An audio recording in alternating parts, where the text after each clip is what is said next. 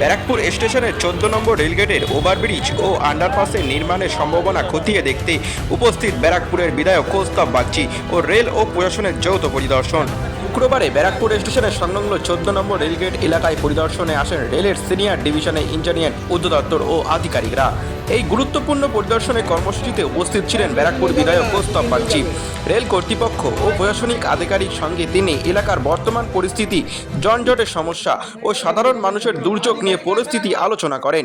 পরিদর্শনের সময় রেলের সিনিয়র ডিভিশন ইঞ্জিনিয়ার সম্ভাব্য পরিকাঠামো খতিয়ে দেখছেন।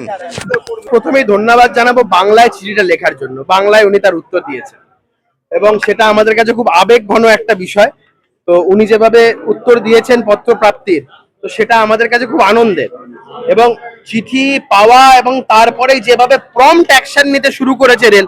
দেখুন, অতীতে কেন্দ্র সরকার মোদিজির নেতৃত্বে ভারত সরকার রাজ্য সরকারকে পয়সা দিতে প্রস্তুত ছিল কাজ করার জন্য, কিন্তু মমতা বন্দ্যোপাধ্যায় এই ব্যাপারে সম্পূর্ণ রকম একটা উদাসীন মানসিকতা দেখিয়েছে।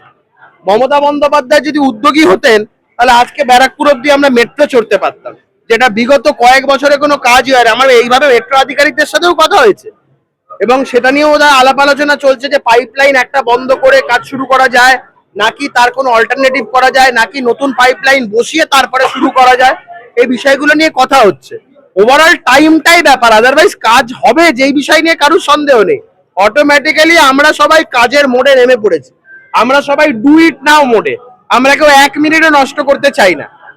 দেখুন, এখন যে খেলা শুরু হয়েছে, বীরেন্দ্র সেহবাগের ইনিংস চলছে। শুভেন্দু অধিকারীর নেতৃত্বে রাজ্যের মুখ্যমন্ত্রী যেভাবে ঝোড়ো ব্যাটিং করা শুরু করেছে, বীরেন্দ্র সেহবাগের সেই বিখ্যাত ইনিংস গুলোর কথা মনে পড়ে যাচ্ছে। এর মধ্যে এখন কোনো মানে ওই ওয়ানস এন্ড টুস বা সিঙ্গেলস বা ঠোকাঠুকি এগুলো কিচ্ছু হবে না। আপনি দেখতে থাকুন না, ये तो सिर्फ झांकी है, अभी बहुत कुछ बाकी है।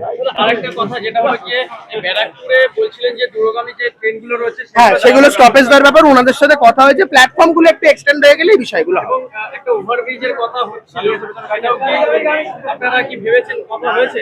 একদম, এই রেলের ওভারব্রিজ এই 14 নম্বর গেটের কনজেশনটাকে অ্যাভয়েড করার জন্য এটা, আর একটা ফুট ওভারব্রিজ ওই 4 নম্বর থেকে 1 নম্বর, এই বিষয়গুলো নিয়ে কথাবার্তা হচ্ছে আমাদের। আজকে কার সাথে কথা হলো? আমি senior divisional engineer eastern railway DRM এর সাথে যখন কথা বলেছিলাম, উনি বলেছিলেন যে উনি আসবেন এবং এই বিষয়গুলো নিয়ে দেখবেন।